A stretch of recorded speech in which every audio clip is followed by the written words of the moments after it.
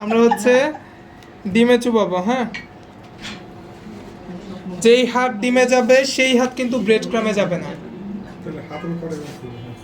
হাত তো আপনার দুইটা না স্যার,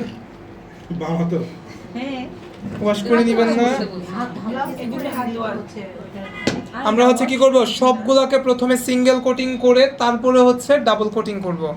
ডাবল কোটিং না করলে এই যে দেখেন ফাঁকা ফাঁকা গ্যাপগুলো আছে না, এই গ্যাপগুলো দেখা যায়, দেখতে ভালো দেখা যায় না, কোটিংটা সুন্দর লাগে না।